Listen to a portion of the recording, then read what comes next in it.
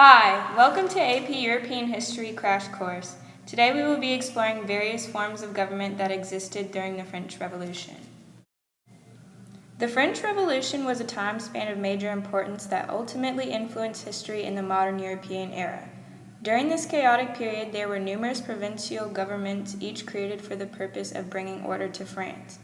We will visit each of these provincial governments that existed in France from 1789 to 1815, beginning with the Estates General and ending with the National Consulate. We will begin with the Estates General. The Estates General served as the Parliament of France since the Middle Ages. It was made up of three estates: the first estate, the clergy; the second estate, the nobility; and the third estate, everyone else. Each estate only received one vote, regardless of population or representation, and the first and second estates tended to vote similarly, leaving the third estate in the minority. Overshadowed by the power of the ruling monarch, the Estates General rarely exercised much power and was only called for the first time since 1614 and 1789. King Louis XVI sought to increase taxes due to France's financial straits after the American Revolution. He proposed taxes in areas such as land, which was called the taille, and on salt, which was called the gabelle. The National Assembly was the joint legislative body formed between the Third Estate and the lower clergy of the First Estate. They met separately from the Estates General until Louis XVI locked them out of the normal meeting place. Undeterred, they met at an indoor court and signed the tennis court oath, which said that they would establish a constitutional monarchy in France. Louis XVI soon declared that the First and Second Estates would join the National Assembly, which would from then on be called the National Constituent Assembly. This was composed of a majority of members drawn from all three orders, who shared liberal goals for the administrative, constitutional, and economic reform of the country. The revolution in France against government by privileged hereditary orders, however, soon extended beyond events occurring at Versailles. In the newly formed Legislative Assembly, a group of Jacobins, known as the Girondists, because many of them came from the department of Gironde, assumed leadership. They were determined to oppose the forces of counter-revolution. They passed one measure ordering the émigrés to return or suffer loss of property, and another requiring the refractory clergy to support the civil constitution or lose their state pensions. The king vetoed both acts.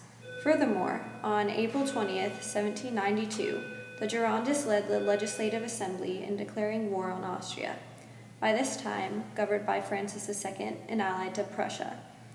The Girondists believed the pursuit of the war would preserve the revolution from domestic enemies and bring the most advanced revolutionaries to power.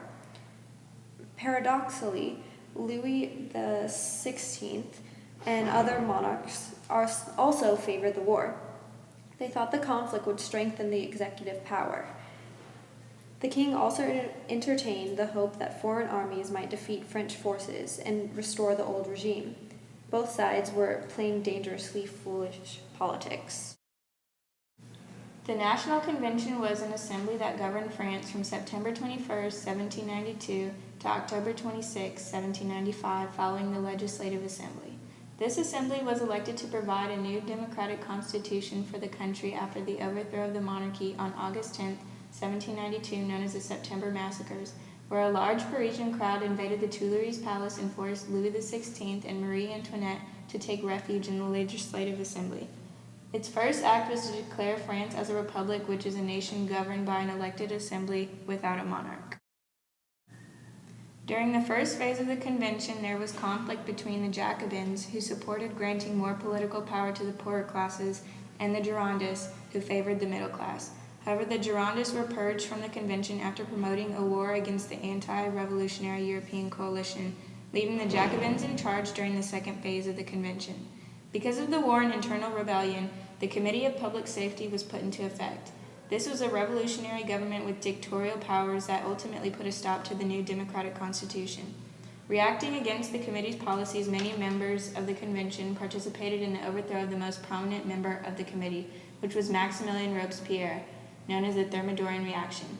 After the overthrow of Robespierre, the surviving Girondists were called back to the convention and the leading Jacobins were purged. In August of 1795, the convention passed the constitution for the government that replaced it, which was known as the Bourgeois-dominated Directory. Following the National Convention, the French Directory was established as the national legislative body of the French Republic in 1795. It was composed of two houses, known collectively as the Corps Legislatif, the Lower Council of Five, and the Higher Council of Ancients. The lower house, known as the Council of 500, was made up of 500 members who were in charge of proposing legislation. The upper house, the Council of Ancients, was made up of 250 representatives who passed or vetoed the legislation from the Council of 500. The Directory was led by the 5 directors elected by the Council of Ancients annually. The directors were usually high-status members of the upper class, such as army generals, government ministers, and ambassadors. The major flaw of the Directory was the lack of authoritative powers vested in the directors, the result of the tyrannical dictatorship that existed in the National Convention. The Directory fell and was replaced by the French Consulate in 1799. The National Consulate was a time period in France from the fall of the Directory, 1799, until the start of the Napoleonic Empire in 1804. The Constitution of the year 8 created an executive consisting of 3 consuls. This was an attempt to refer to the original Roman Republic, praise for its virtues, and make people forget there was very few virtue left. The first consul being Napoleon Bonaparte, who had total imperial control, followed by Emmanuel Joseph Sieyès and Pierre Roger Ducos. After the institution of this, the legislative was stripped of its power, thus giving the executive branch in France power to create whatever laws they pleased. Only to mention that voters had absolutely no power. Though elections were still held, they showed no progress in the government whatsoever. France was basically an autocratic government due to the deeds of Napoleon. Napoleon dominated the government and in 1802 was named consul for life. 2 years later, he himself would abolish the consulate by declaring himself the Emperor of France. The French Revolution is the central political event of modern European history. It unleashed political and social forces that shaped events in Europe and much of the rest of the world for the next 2 centuries. The revolution began with a clash between the monarchy and the nobility. Once the Estates General gathered, however, discontent could not be contained within the traditional boundaries of 18th century political life. The Third Estate, in all of its diversity, demanded real influence in government. Initially, that meant the participation of middle-class members of the Estates General, but quite soon the people of Paris and the peasants of the countryside made their demands known. Thereafter, popular nationalism exerted itself on French political life and the destiny of Europe. Revolutionary legislation and popular uprisings in Paris, the countryside, and other cities transformed the social as well as the political life of the nation. Nobles surrendered traditional social privileges. The church saw its property confiscated and its operations brought under state control. For a time, there was an attempt to de-Christianize the nation. Vast amounts of landed property changed hands, and France became a nation of peasant landowners. Urban workers lost much of the protection they enjoyed under the guilds and became much more subject to the forces of the marketplace. Great violence accompanied many of the revolutionary changes. The reign of terror took the lives of thousands. France also found itself at war with virtually all of the rest of Europe.